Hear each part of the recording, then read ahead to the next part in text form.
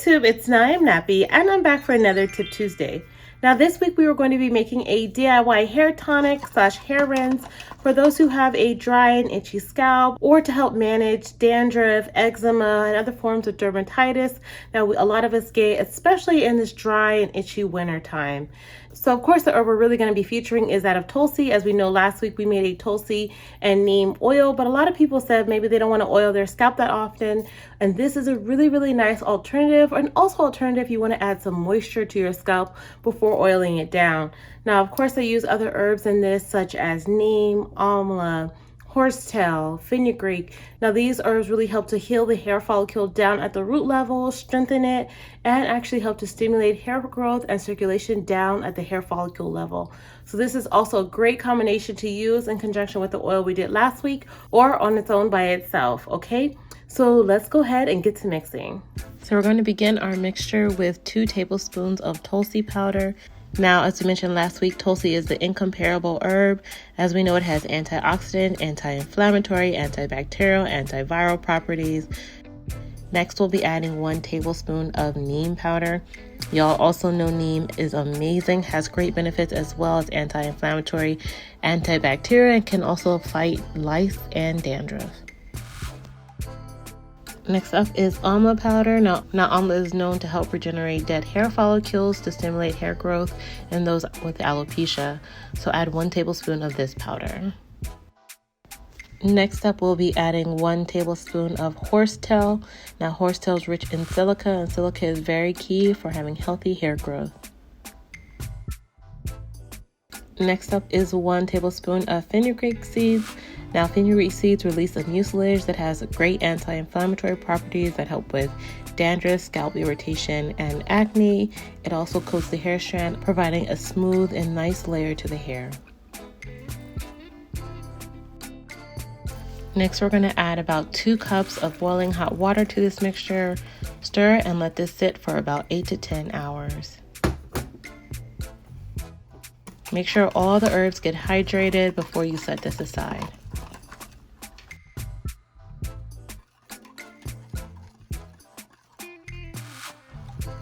After about 10 hours, the powders have nicely settled at the bottom of this. I'm easily going to just decant about half of the container into my spray bottle. Now, if you're worried about getting some powders into the mixture, you can go ahead and strain this, but the powders do not bother me as they have already settled.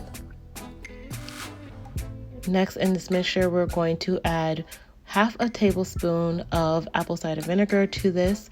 This is going to help make this just a little bit more acidic, and y'all will see how such a small amount of apple cider vinegar can make a drastic difference in the pH of this product. Next, we're going to add 10 drops of rosemary essential oil and 10 drops of peppermint essential oil. Now, these particular essential oils can help stimulate hair growth and invigorate scalp circulation on the scalp.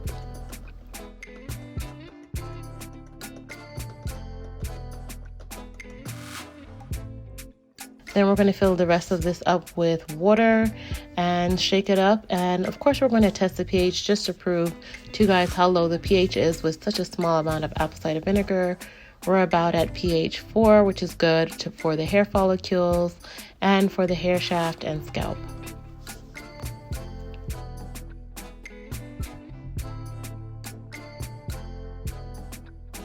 Okay, so now that we have our hair / tea rinse made, we want to talk about some ways to use this. So y'all can use this on your scalp maybe every day, every other day. If you have a dry and itchy scalp, like your weather is really dry where you're at, you can spray this directly on your scalp every day and then use the oil, or you can do it every other day whenever your hair is feeling kind of dry, or you can shampoo your hair and then deep condition and then pour this on as a final tea rinse for your hair. You'll go ahead and massage that in, making sure it gets deep into your root, into your hair follicles. So for today, I'm going to be using this just basically on my roots. I've been wearing my hair in twists very often during the week. I've already washed, shampooed my hair, and this is, I think, day 2 for me. And so I really want to just re-moisturize my scalp. I love this spray bottle. You can really direct this directly on your roots if you like. One benefit of Tulsi that I did not mention in my previous video is that it is an adaptogen herb, which means it helps to manage and adapt stress in our bodies. Tulsi has many additional benefits backed by scientific studies, including in vitro, animal, and human experiments. Such benefits as chemopreventative, radioprotective, neuroprotective, cardioprotective, anti-diabetic, anti-hypercholesterolemia, anti-hypertensive.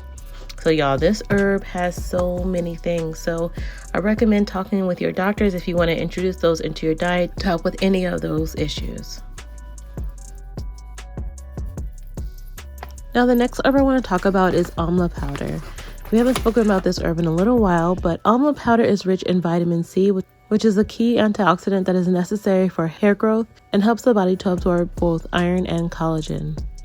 Studies have shown that Amla Powder may act as a 5-alpha reductase inhibitor, which helps to treat male pattern baldness.